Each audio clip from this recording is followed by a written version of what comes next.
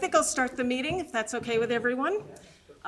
This is the 23rd Friends of the Souther Tide Mill Annual Meeting, and my name is Beverly Anderson. I am currently the president, and I'd like to introduce the other Friends of the Souther Tide Mill board members. Kathy DeLay Hogan is our secretary. Steve Perdios, our treasurer. And other members include Ted Souther, Helviana Lee Johnson, Doug Morrill, Carolyn Marks, okay, and Frank Hogan. Who just went on together. Sorry, okay. Thank you. We're going to do, I put agendas back there and I'll briefly go through it, but I think we're going to mix it up a little bit because some people have to leave and we certainly want them here for part of this presentation, for this meeting. So that said, let's see. Why don't I quickly go through a synopsis of what we've been doing in the past year, which is a great deal. First of all, you've probably all, I hope you've all been able to see the waysides, those signs back there. We have smaller versions up there. It was kind of a surprise because we had those made thinking that we could not get those here physically to present to you. But Bob Damon, Bob, where are you? Bob Damon from the city of Quincy. He's the Director of Historic and Heritage Resources, was nice enough to come here early and put them there for everyone to view. And if you have any comments about them or any questions, those of us who are involved with it, which includes the whole board, would be happy to talk to you about it, as well as Bob. I'd also like to recognize Mark and Lynette DuPonte from Mirage Design in Rhode Island. Could you? These were the people that we worked with and extensively worked with Bob as well throughout the past year to have the waysides, as they're called, or the instructional pieces designed and developed. And it took us, I think, the better part of a year almost to do that, right? Yeah, and they've done a fantastic job, and I think all three of them deserve a round of applause. Thank you. And thank you so much, because this project has put something in front of the mill that describes what it is, what it does, and how important the general site that is down there, how important it was in Quincy history.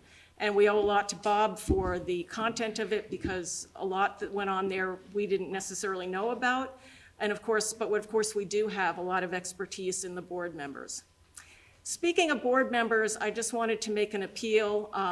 We need more members. We really want to encourage some young people to get involved with this with an eye towards tidal power and other types of energy, other types of energy.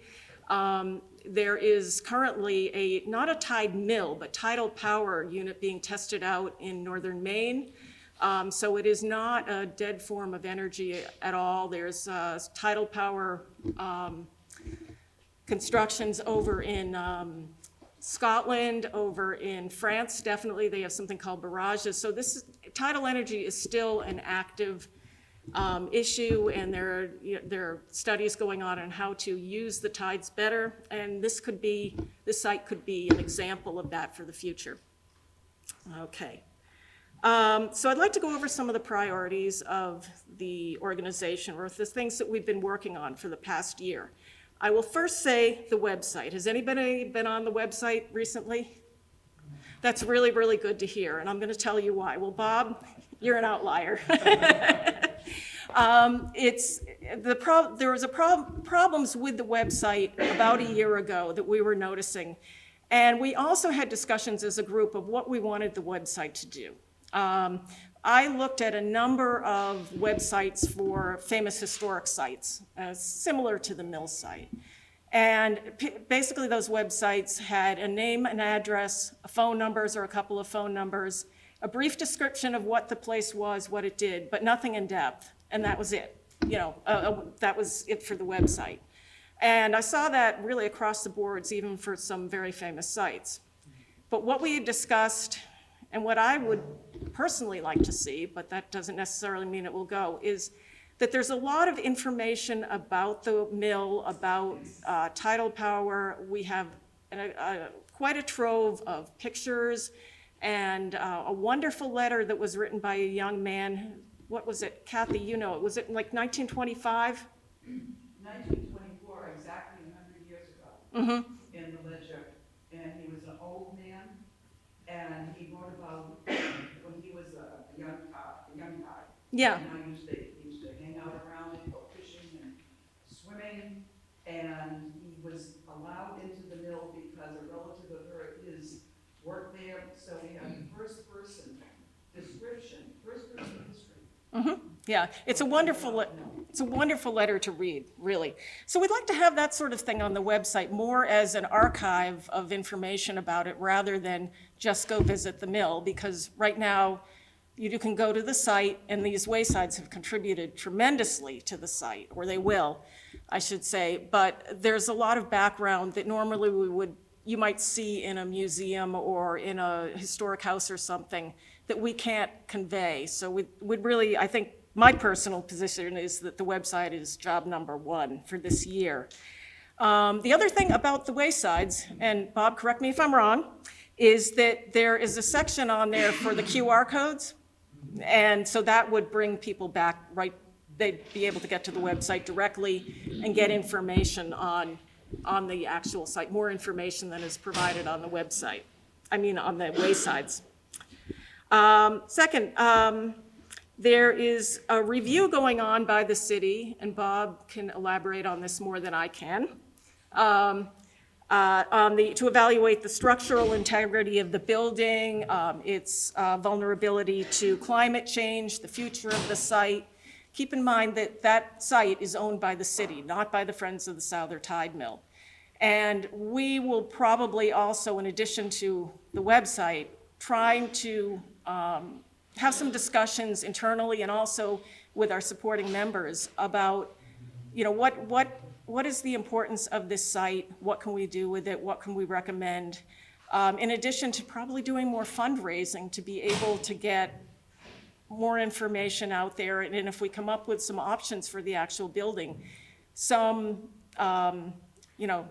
proposals as to what we could do and what we could do to maintain that site or to even improve upon it. Bob, would you like to mention the study that we're going to have presented in a couple weeks? The study on the tide mill.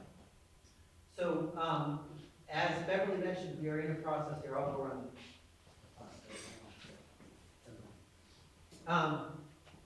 Again, I'm Bob David. I'm the city's public historian, and I'm the city's point person for working on projects and historic resources such as Souther Tide Mill, which is a building and property that is actually owned by the city. We work with the Friends on its care and its long-term interpretation of pieces like that. We've just finished 4 years worth of documentation of the building and structure, so that we are now in a place where we're really fully complying with preservation best practices around the documentation and long-term understanding of the structure, its health, its conditions. Our next step is to treat this building the way it should be treated and to develop a master plan for its long-term preservation and for its use. Those are the two main priorities that come with any historic buildings master planning process. And obviously this particular building is a wonderful building, and it is located right on the coast, which of course it should be, as it is a tidal mill. And that is both a blessing and a curse in the era of climate change and sea level rise. And that's our next creative challenge, now that we've finished working on those waysides, is to be talking about and coming up with a plan for, again, the long-term care and the long-term use of that property. So that's what we are going to be working on next. And coming up very soon, we will be in a listening session with the Friends of the Tide Mill to talk about that particular plan and gather their input, as well as that of other stakeholders related to the mill building and its future. Thank you. Okay. Just going on to what we have on our agenda for next year, if possible, is to convene with other tide mill sites in the United States and abroad, get information from them on how they are supporting these sites, how are they bringing in money, et cetera. We'll also we would like to develop our own long-term plan for the mill with, eliminating, if we could for a moment, the potential impact of climate change, of tidal issues, et cetera.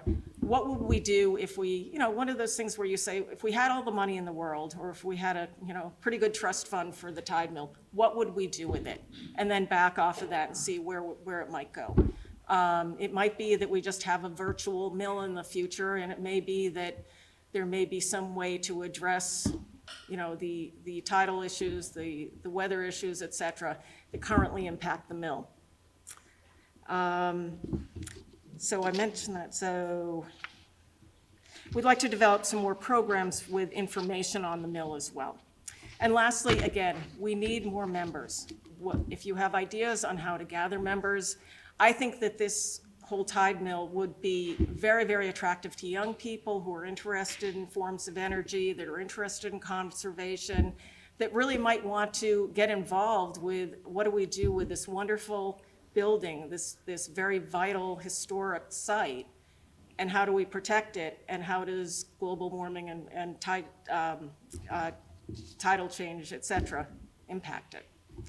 So that said, let me go back to our agenda. I think I got everything here. All right. In the interests of time, because Bob, I know you need to go soon. You're okay? Yeah. Okay, I thought you had to leave early. All right, well, then I'm going to put you off for a minute. Okay. All right. Steve, do you want to do? Steve, where'd you go? Steve is going to present on the finances of the FSDM. I have one.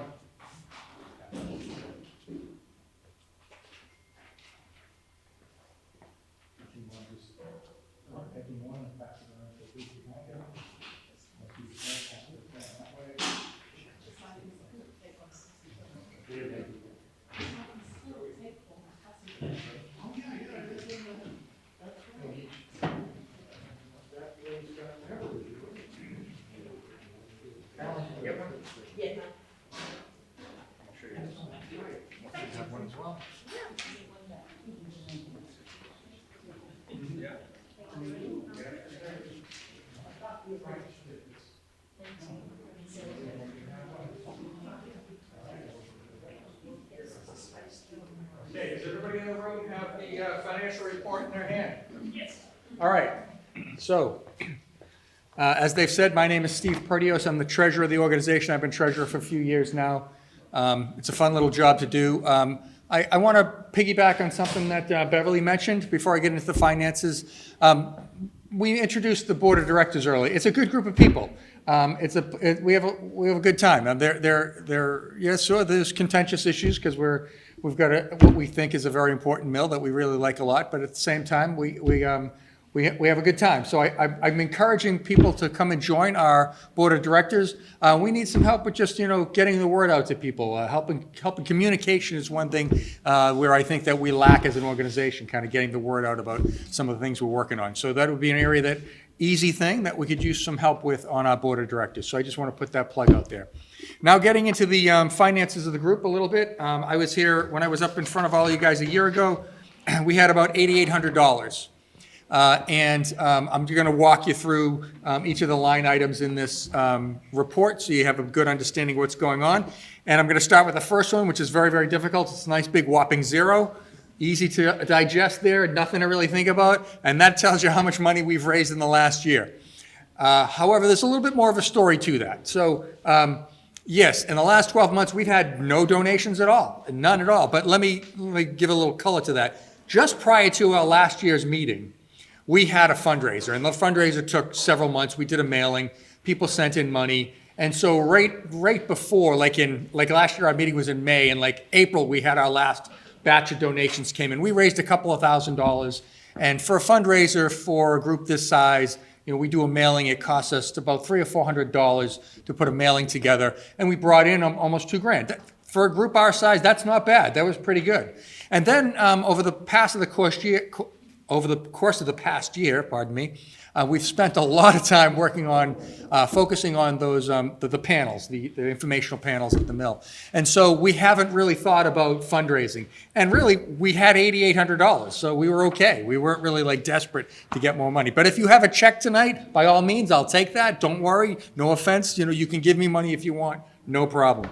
However, we have raised no money. I suspect that in the next few months, we will put a fundraiser together to try to recoup the coffers, but we're okay, and it wasn't exactly our high priority the last year. So that's a little color as to why, everyone's gonna, well, why didn't that make any money? Okay, so let's talk a little bit about our expenses. Right at the top there, $5,500.02. That's what we paid to Mirage Designs. These guys did those beautiful panels for us back there. It's not an easy work. You don't snap your fingers and have it done. It takes a lot of time, effort, labor to put it all together. The Friends paid for that. And I'll get back to this at the bottom of the report in just a second, but keep that in mind. Then you have a few items there that are just normal fees. Like last year's, we pay $125 to rent this room for one night. I mentioned, mailing. It's about $300 to put the mailing together. The P.O. Box, believe it or not, the P.O. Box is $250 a year, right? So it just costs money to run the group, right? So that's where that comes from. And then so when you put all that together, we spent about $5,800. You subtract that from the $88 we had last year, and we have about $3,000 in the bank account right now. So we're stable, we're okay. We got $3,000. We're all volunteers. We don't have a lot of expenses beyond that, so things are pretty good. $3,000 is where we're at. However, Kathy led the effort on this. The work that was done by Mirage Design, the building of it, everything involved in that, there was a grant that Kathy got for us through the Quincy Historical Society. Correct me if I'm saying anything wrong, Kathy, really jump in there. Mass Cultural. I see, I don't even have Kathy did all that work. I had very little to do with all that planning. That's a big credit to Kathy for that. We're expecting a check soon for $2,500. That's the amount that it was, right? The grant was for $2,500, right? So when you add that to our existing, $3,000, we'll be okay. We'll have our money back there, and that'll be good. So we'll have a little bit of money to do whatever it is that we decide to do as our next step. So. That's really our financial report. I suspect that we will do a fundraiser in the next few months. And I think we're okay, and I think financially we're in decent shape. Any questions on the financial report? Yes. Are you a 501c3? Thank you for bringing that up. Yes, we are a 501c3. Yes, I have some forms that I owe to the state of Massachusetts, but we are good with the federal government. We are all set. The taxes are done this year. I've got a couple forms to get into both the Secretary of the Commonwealth and the Attorney General's office. But yes, we are fully up to date on our 501c3. That's a fact. So anything you donate to us is a write-off. So. Sure it does. Sure it does. Yeah. Oh, one other interesting thing. And you asked me that question, and in preparation for this meeting, I was putting this report together, and I started the other reports that I was mentioning to you that I owe to the state. And as I was doing that, the state actually, the website has all of our reporting back to like 1995. So I was going on there and I found, and Carolyn, you remember this, but this group was this group was created as a corporation on, I believe it was May 11th, 1995.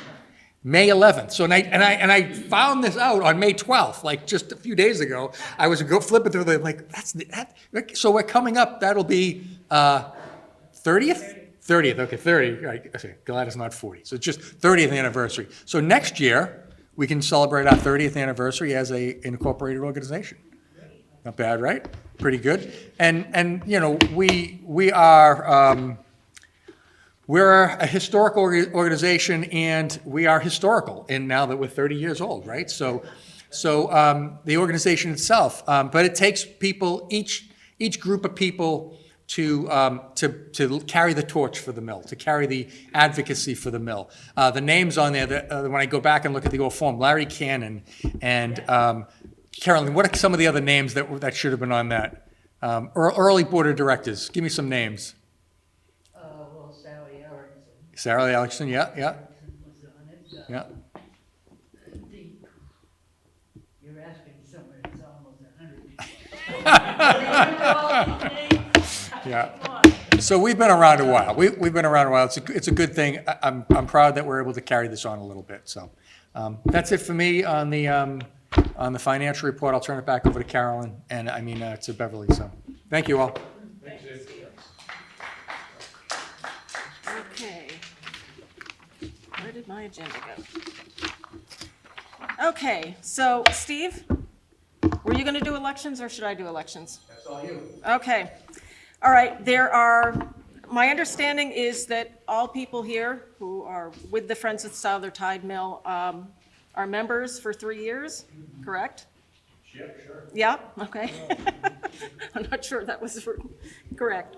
Okay, but there are 3 positions, president, secretary, and treasurer, that are basically 1-year appointments. So we use this meeting to have the elections for those 3 positions. So we'll start with the first for president. Is there any party interested in being the president? I am currently the president. I'm not seeing any hands. None? So does that mean I can keep my position? I'll nominate Beverly Anderson as president for the next year. Do I hear a second? Second. All in favor? Thank you. Thank you. I've very much enjoyed being with this group, so I'm delighted to stay in the position and help it out. Treasurer, Steve Perdios, you still running? I'll do it again. Okay. Anyone else interested in contesting Mr. Perdios's role? Hearing none? Congratulations. Thank you. And last, Kathy DeLay Hogan is our secretary. Kathy, do you have anything to say? Do you still want to be secretary? Does anyone else contest her role? And no one? Okay. Congratulations, Kathy. You are the secretary of the Friends of the Souther Tide Mill for another year.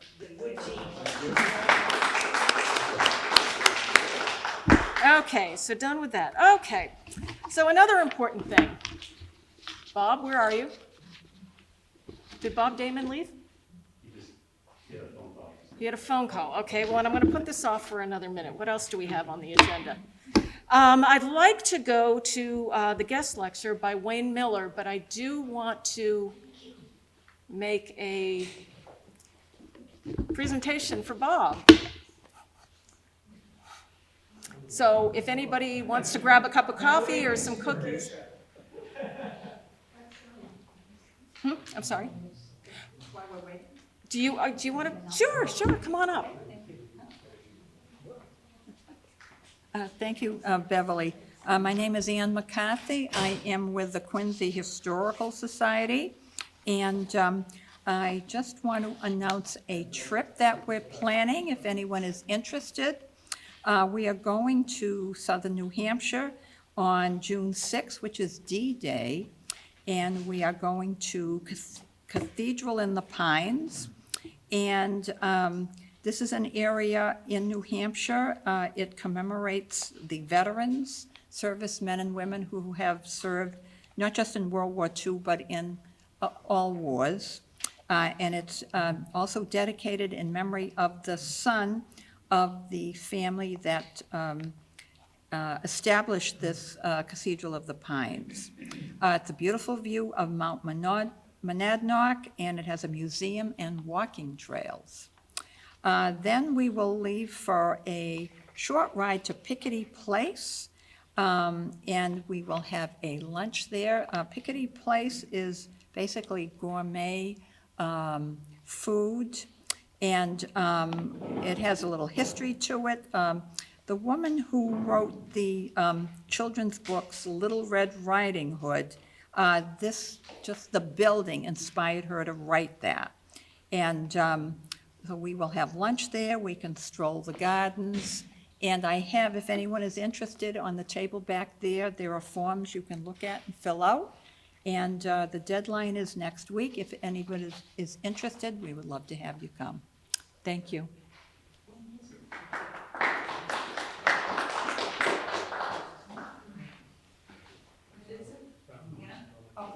June 6th to Thursday, June 6th. How much is it?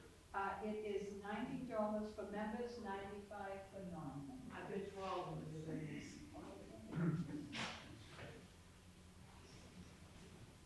What time does one meet historical society? What time does it leave? It leaves 7:30 from the Quincy Historical Society. Yes, about that. We should be back probably around 5, about by 5 o'clock or earlier. And all the information will be on the sheet in the back. Okay, I think we're ready to resume the meeting. Steve, we've already got 2 donations, so Andy goes to you. Okay. Thank you. So I don't lose them. And Bob, will you come up or stand up, or if you'd like to sit down, you may.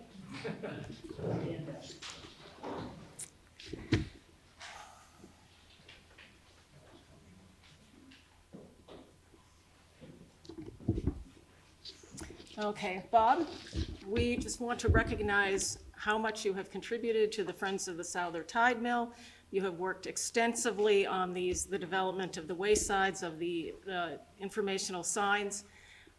We were really guided by his knowledge of Quincy's history, also guided by Mirage Design's extensive work on this as well.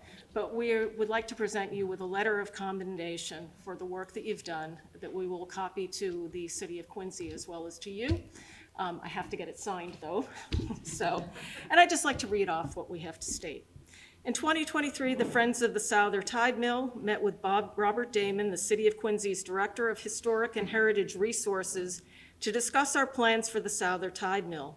The FSTM has worked for many years to maintain the mill site and to convey the history and importance of the mill to Quincy residents and visitors. In 2023, Bob met with the board members of the FSTM, where he suggested that we work on the development of interpretive signage for the mill. Interpretive signage or exhibits refers to permanent signs that convey the history of a site, city, or region. The FSTM recognized the value of permanent signs that would allow visitors to learn about the history of the mill and its importance in the context of Quincy's maritime and industrial history. Bob worked for several months to assist the FSTM in the development of the signage. Bob contributed his extensive knowledge of Quincy's history and the issues specific to the Souther Tide Mill to support the development of the signs. His work allowed the FSTM members to develop a sign that explained how a tide mill worked. Bob also guided the FSTM on a second sign, which provided visitors with information on the transport of stones from Quincy's quarries, including the Quincy Canal that allowed water transport of quarried stone to the shoreline, and the stone sloops that carried the stone to other ports. Bob's significant contribution to the development of these signs will help Quincy residents and visitors to the city learn about the early use of tidal power, Quincy granite, and the city's maritime industry. The Friends of the Souther Tide Mill commend Bob for the contribution of his guidance, research, knowledge, and understanding of the value of the Souther Tide Mill. Signed by all the members, all the board members. Round of applause. Thank you. Thank you so much. We will give you a copy of this when it is all signed. Thank you. Do you want to say anything? Okay, really, this, Well, I will say one thing, and that is historic heritage is something that we have because it's something that we value. And not only that we value it, but that we make choices about keeping it and caring for it. And the Friends of the Souther Tide Mill saw a rose in what was generously, we might say, a scrap building. And for 3 decades now, they have been the voice of that building. And one of the reasons why I love my work is the opportunity to work with and support the passion and care for history, because I'm a history nerd, or as my kids would say, a history geek. And because it's my job and it's my primary responsibility to help support that effort on the community level. And I am as honored to have the opportunity to work with the Friends, to care for and to maintain this building as I am about any other work that I do in the city. And that letter means a lot to me. It warms my heart. And it's why when anybody asks me, do you love what you do? I say, absolutely. So thank you so much, and thank you for having me here, and congratulations on those beautiful waysides and on your annual meeting.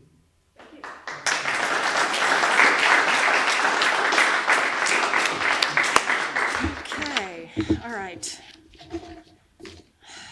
All right, so it's time for our guest lecturer. Apologies. Kathy, would you like to come up and introduce the lecture?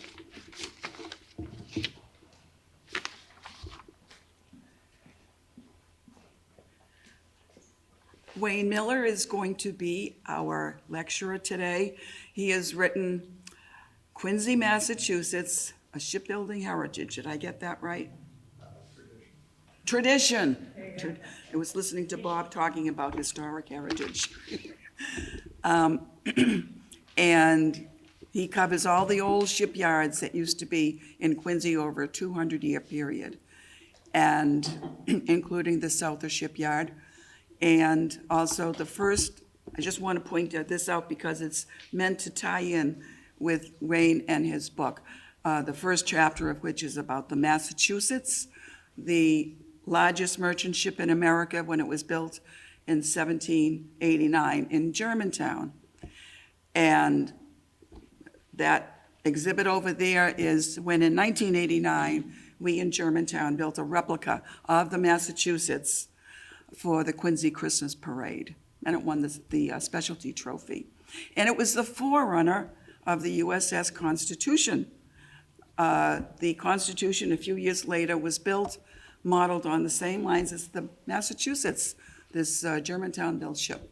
So this ties in nicely with Wayne's book, and I think that is all I need to say. I have loved his book. If you look at my copy of it over there, you'll see my footnotes throughout the whole thing. It's a well-worn copy. This is Wayne Miller. And a very fitting name for someone talking to a Tide Mill group, a miller.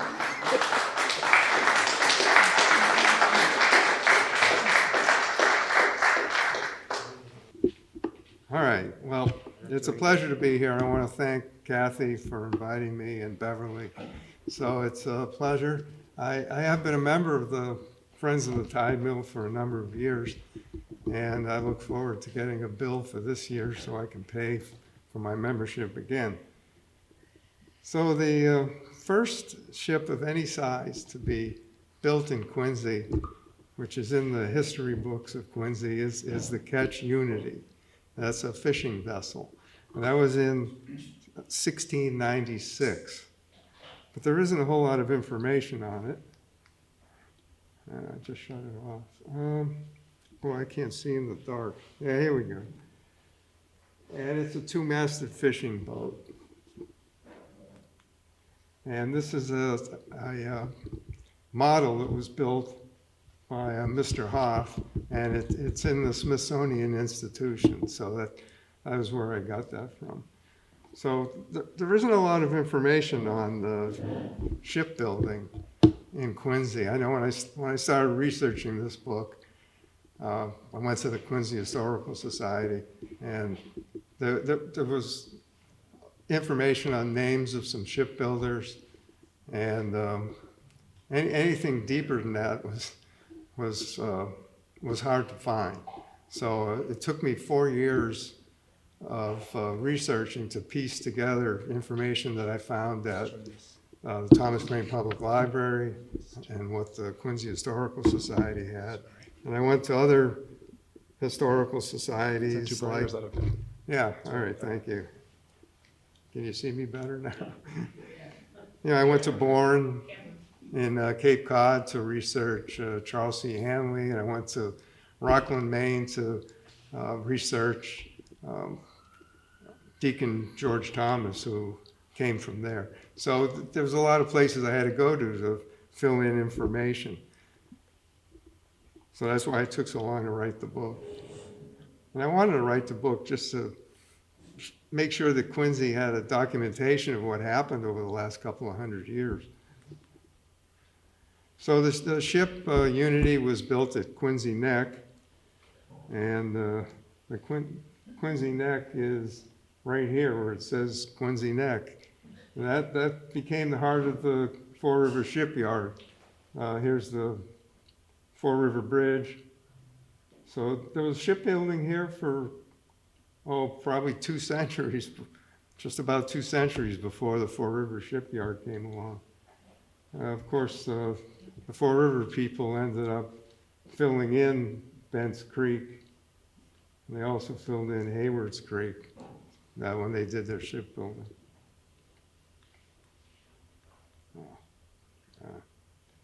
There we go. Well, there was only one shipbuilder I could find out of 20-some shipyards who grew up in Quincy. He was born in Weymouth, and he came to Quincy when he was 6 years old. And his name was Ambrose Lalois, and his yard was at where the Town River Yacht Club is today, on the Town River. Otherwise, everybody came from elsewhere. They came from, John Souther came from Hingham, and Charles C. Hanley came from Bourne. Deacon George Thomas, Rockland, but otherwise they came from Nova Scotia, Ireland, other parts of Maine, Massachusetts, and New Brunswick, Canada. Of course, they came here for the 27 miles of deep water. And the high water mark for shipbuilding in Quincy was 1896 to 1900, when 5 shipbuilders came to Quincy, including the Four River Shipyard. In Quincy, they built just about every ship imaginable, all the way from catboats and sloops for racing and day sailors, to barks and clipper ships, submarines, and all the things that they built at the Four River Shipyard, battleships, and aircraft carriers. So it's quite a heritage of building ships in Quincy for a couple hundred years. So here's a picture that I found at the Quincy Historical Society of John Souther. He was a prominent man in Quincy. He joined the building committee and the school committee. He served in the state legislature, and he was a selectman in Quincy.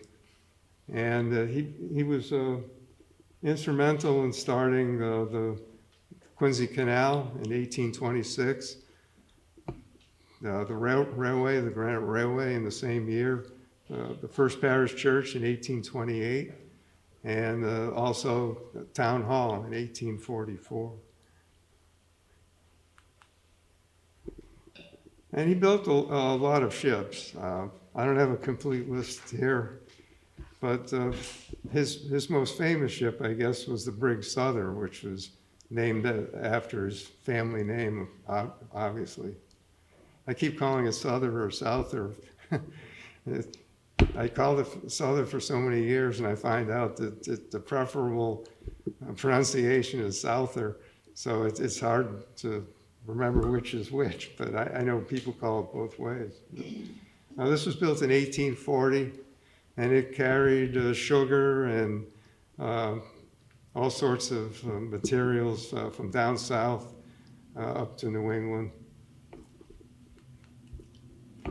Sometime in the 1830s, Mr. Souther turned the shipyard over to his son, John L. And he managed he managed the whole complex with the sawmill and the tide mill and all of that, the Quincy Canal. But the interesting thing about the two men, father and son, is when the census takers came around in 1840s all the way up to 1870, both men said that they were shipbuilders. One said he was a ship's carpenter, and the other said he was a retired shipbuilder. So they actually considered themselves shipbuilders first. which kind of surprised me, actually. So let's talk about one of the other interesting men that was along the town river. His name was Peleg Jones. He came from Marshfield in 1833, and he was famous for the Quincy stone sloops, which are indigenous to Quincy. It's the only type of ship that we claim is something that we invented in Quincy. And this sloop that you see here, I'm not sure you can quite see it, but it looks like it's nearly awash. It looks like it's going to sink it. The water seems to be coming over it. These were extremely dangerous ships. They would fill it with granite all the way to the top, and there's usually maybe 3 men on board. And they were about 60 feet long, generally, and it had huge sails to push the load through the water. They had to tow the sloop out to sea so it could get going, because nothing would happen if they just let it go right here at the Southern Wharf. One of the ships that Peleg Jones built was the Daniel Webster, and it sank 2 times in Boston Harbor. You know, the load would shift on the granite. And both times they were able to raise the ship and take the granite back up. And a third time it sank about 10 years later, and it was nothing but splinters, and all 3 men on board died. So that shows you how dangerous that type of work was. And Peleg Jones's shipyard was where the gas tanks are today at the Fall River Bridge, the circle there. Those really attractive gas tanks. You've probably seen them. All right, so that picture in the bottom right is the type of machinery they had to use to get the granite down from West Quincy quarries when they took a monument like the Daniel Webster Monument when it was built and finished. It had 7 yoke of oxen right over there on the right side. 7 yoke of oxen and 10 horses just to carry the granite through Quincy. And one time it took a 3rd day just to get it to come 2 miles to load it onto the sloop.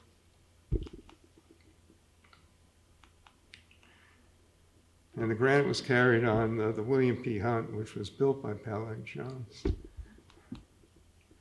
And they used Brackett's Wharf, which is not far from the Southern Mill. And another guy who was pretty famous, he was famous in Rockland, Maine before he came to Quincy, was Deacon George Thomas. And he was Peleg Jones's neighbor. He came to Quincy in 1854. He was 59 years old, which is quite old back then.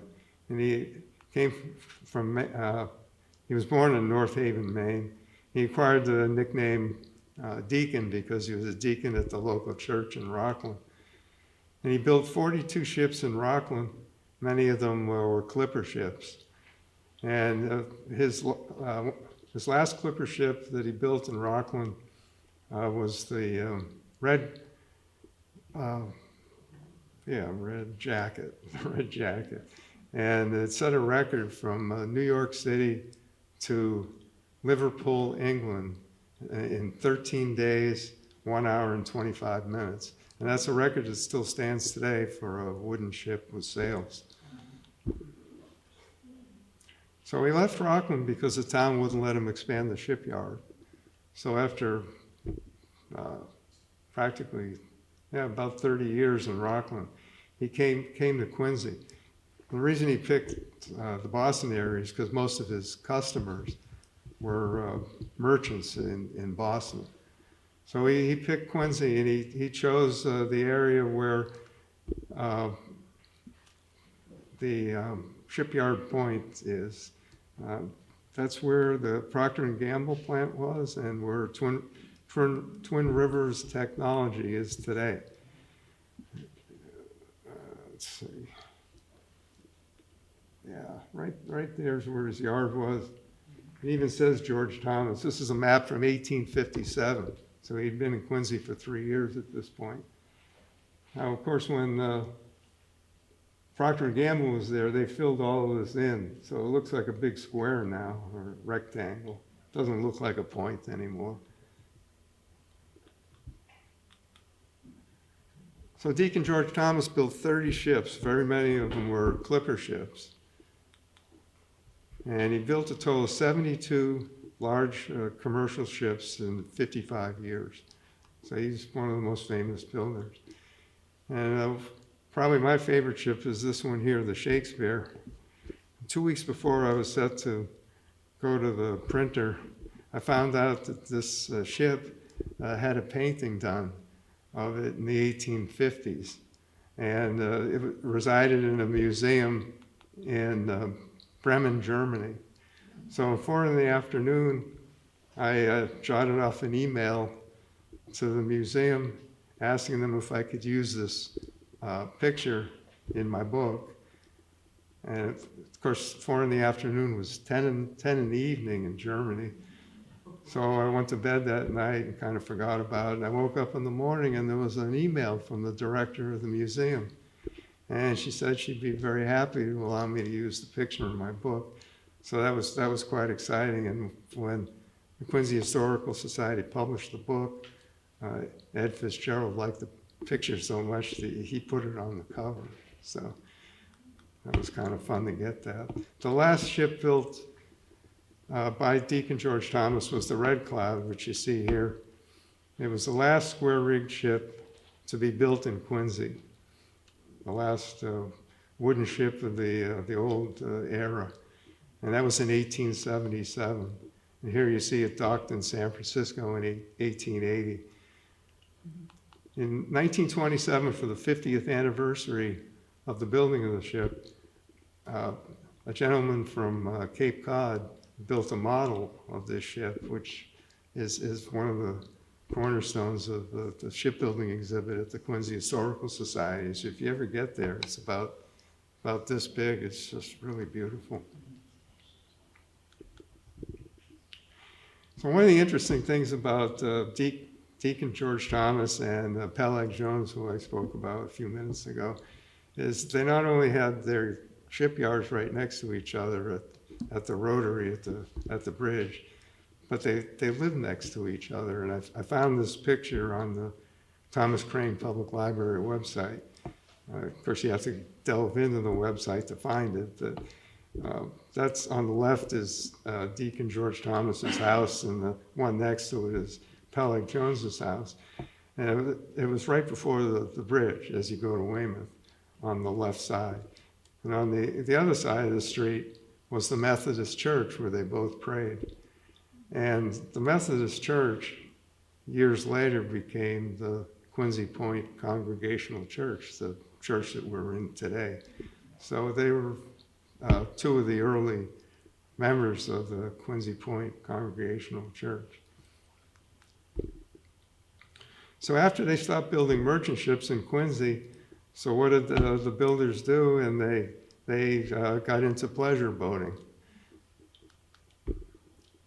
And here you see the catboat Macy, which was built in the 1870s by William F. Mayberry, who took Peleg Jones's shipyard after he retired in the late 1860s. And he was the first of the catboat builders to come to Quincy. The catboat has one huge mast and one very large sail, and that's it. The mast is very close to the bow of the ship, and you can see the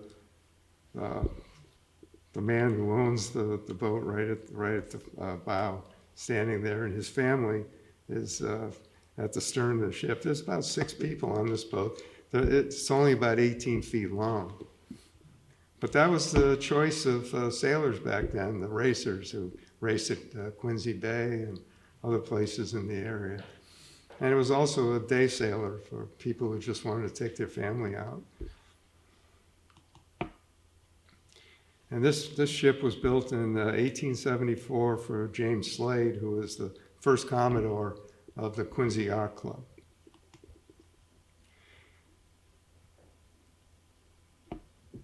So as I said, he had his yard. He took Peleg Jones's place. And one of the interesting things about Peleg Jones, Deacon George Thomas, and William F. Mayberry is all three of them became very close friends.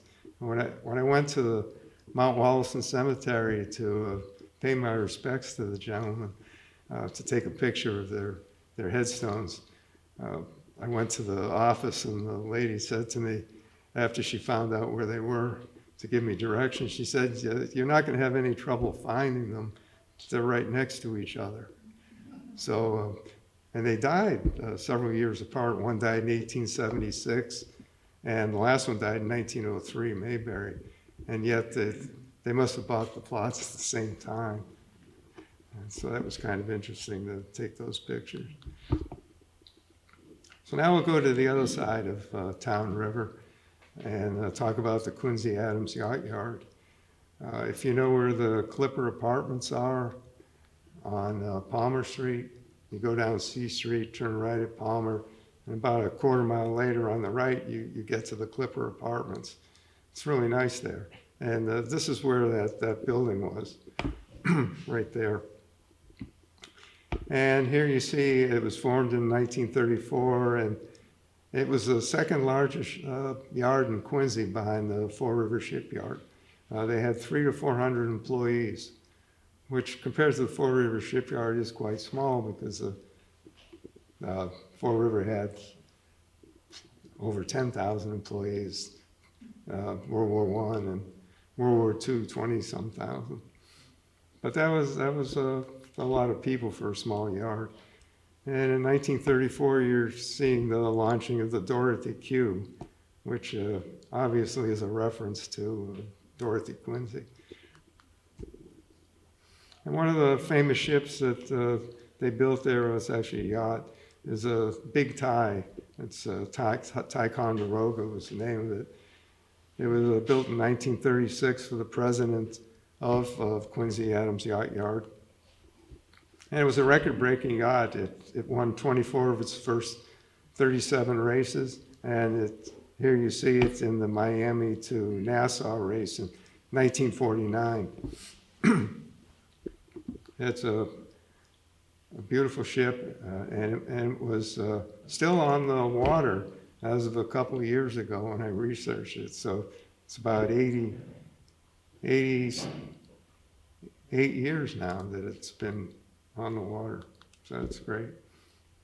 Not all the ships were famous that were built in Quincy, and one that was really weird was invented by a young man who was 19 years old, who was a student in Fitchburg, and he created a boat that he called the Silver Eagle, and he came down to Quincy from Fitchburg, and he presented the plans to Lindsley O. Butts, who had a yard near the Town River Yacht Club today. And the ship, as you can see, looks like an airplane on the water. It had two huge engines at the bow, and it had a huge wing that was 42 feet long. And they took the boat out on the river in 1929 to see if it could get up to the 75 miles an hour that would get you to London in 40 hours, which would have been an incredible achievement because it would take a steamer something like 5-6 days to get to London. So that would be a valuable ship. And unfortunately, they couldn't get it up to more than 45 miles per hour. So Butts took it back to his yard and worked on it for another year. And in 1930, they brought it out to much fanfare. You can see all the people at the stern of the ship. And they got it up to 45 miles per hour, and all of a sudden they noticed smoke coming out of the stern. And then a fire developed, and they all jumped, and that was the end of the Silver Eagle. So that was one of the weirder things that I found that was built in Quincy. So we might as well talk about the Fall River Shipyard. One of my heroes, when I found out that Thomas Augustus Watson was the founder of the shipyard, I was really surprised because I knew he was Alexander Graham Bell's assistant. I said, well, what's he doing building ships? You know, it was so funny to find that out. But he was quite a man. He loved working with his hands. And when he was 20 years old, he found himself at a machine shop in Boston with 20 other young guys. And he showed a real penchant for working with small electrical objects. And one day, Alexander Graham Bell walked in 1874 with his harmonic telegraph, which was a crude telephone at that point. It wasn't even close to being a telephone. And Watson was assigned to work with Bell. Talk about luck. There were 19 other guys in the machine shop.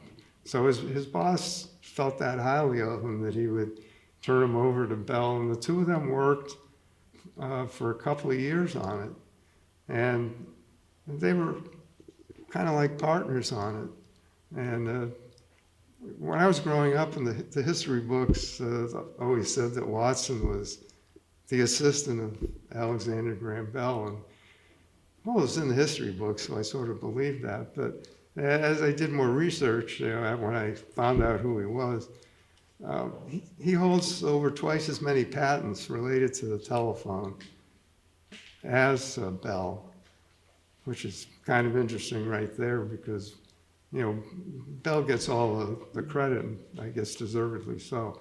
But, you know, Watson's been relegated to the status of being just a lowly assistant, really. I don't even know if he's still in the history books when I saw it when I was a kid.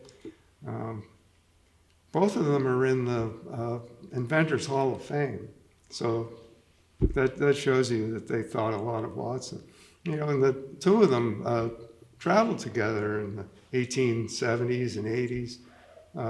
And even after Watson left Bell Telephone, they were still friends, and they still spoke publicly, gave many demonstrations.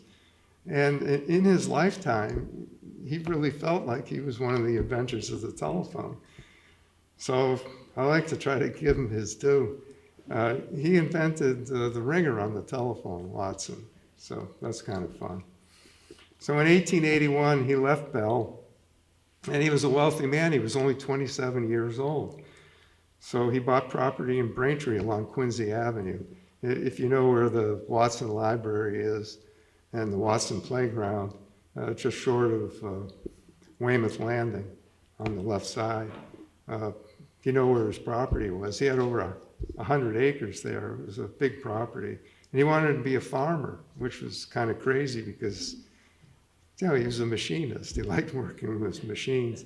So he did that for 6 months, and then he realized he hated it.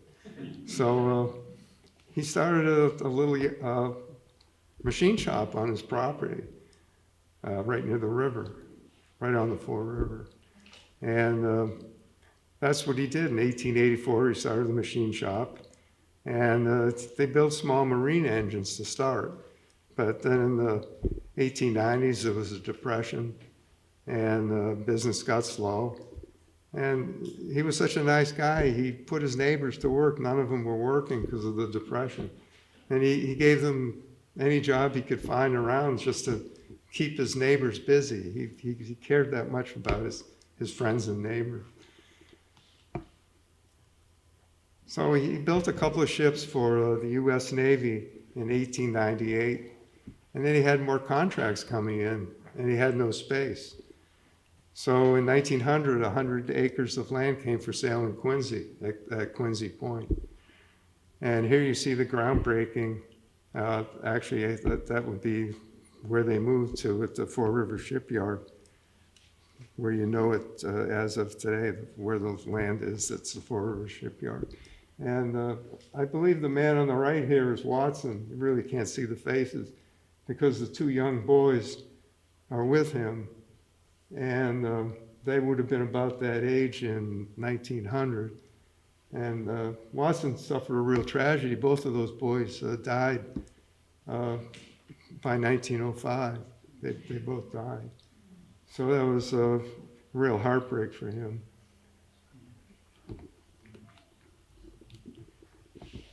Well, one of Watson's most famous ships was the Thomas W. Lawson. This ship is the only 7-masted schooner to ever be built in the world. And the Four River Shipyard is the only shipyard that had the audacity to build a ship like this that was so unwieldy and sluggish. When it was first built, it had no auxiliary engines. They were put in around 1906 when it was refitted. But this ship was 360-some feet long and 470-some feet from tip to tip. Those 7 masts are huge. Does anybody have any idea how tall those masts might be? No? Nobody wants to take a guess? Well, believe it or not, that's a 13-story building you're looking at. They were 193 feet high. So I'm not sure this would fit in Gillette Stadium. That's how big it is. But the ship lasted for 5 years only, and it was one of those ships that was destined to sink. Let's put it that way. In 1903, Watson brought the Four River Railroad into the shipyard. Excuse me. Before that, he had to bring all the material in by barges. So I really love this photograph. Let me get a drink.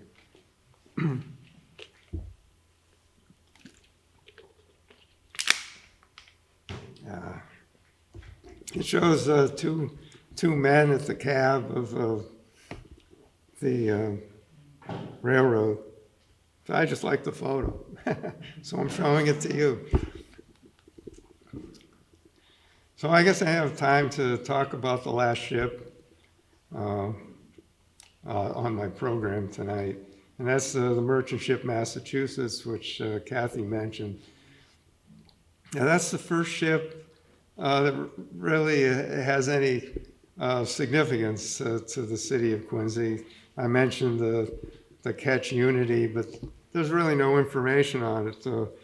We're really fortunate that the Massachusetts, the second mate wrote a autobiography, and it was a rather detailed autobiography of the first cruise of the Massachusetts out to China in 1790. So there's a lot of first-person information on it. And Harold Crowley, you might know Harold, who recently passed away, who was a member of the Quincy Historical Society. He went and got the photograph well, he got a copy of the painting. There's a painting of the ship, so we actually know what it looked like. That's the ship. It was painted in the early 1800s by a man in Denmark. So Harold went, must be close to 50 years ago now, and he wrote the museum, long before the internet. He had actually wrote a letter to Denmark. And he got a detailed explanation from the museum, not only the photograph, but the size of the ship, what happened to the ship after the first cruise. And so there was just tons of information about the ship, which is wonderful, which I go into in the chapter in my book. But it was 800 tons. It was built by Daniel Briggs, who had a shipyard in Milton. But he was used to building ships of 300 tons, maybe 350. So he couldn't build it. He couldn't fit it into his yard in Milton. So he came to Germantown at Phillips Head to build a yard there. And at the time, as Kathy said, it was the largest merchant ship in the United States in 1789 when it left Quincy. And what I love about this ship is there were all sorts of newspaper articles when it was launched. And they said there were 6,000 people that came to all the hills around Germantown. You know, they came to Great Hill in Weymouth, Great Hill in Quincy, and all the shoreline, they lined 6,000 people in 1789. That's an enormous amount of people. The populations of Braintree, Weymouth, and Quincy were not even 6,000 people, about 5,000. So that shows you the power of ship launchings that were held in Quincy. And I estimate, with all the research that I've done, between all the shipyards in Quincy and plus the Fort River Shipyard, which had 600 ships built, that there were about 1,500 ship launchings in Quincy, which is really a lot of ships. And they were a great source of pride for the city. I know when the battleships were built, Fort River built 7 battleships. They usually drew the biggest crowds because the battleships were named after states.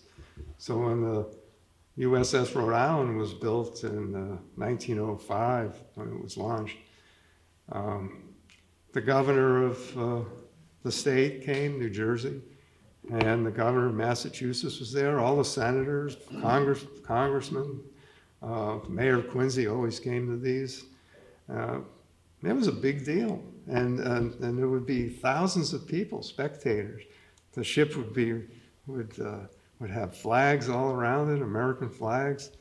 You know, that's something that we should miss. You know, I know the employment, losing all the jobs was hard, but you know, losing the ship launchings and the pride that people in Quincy had. That was important, and I think that's what I miss the most. I know the Quincy Historical Society has books that we got from General Dynamics when they left town, with all the ship launchings from like 1918 to when they left, and you see all the dignitaries in the photographs, and so that was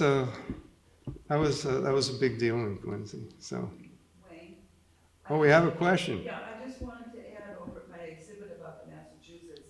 There's a letter that I got from the Danish Maritime Museum, where that painting is from, that I had written to while we were building the replica. Oh, okay. Yes.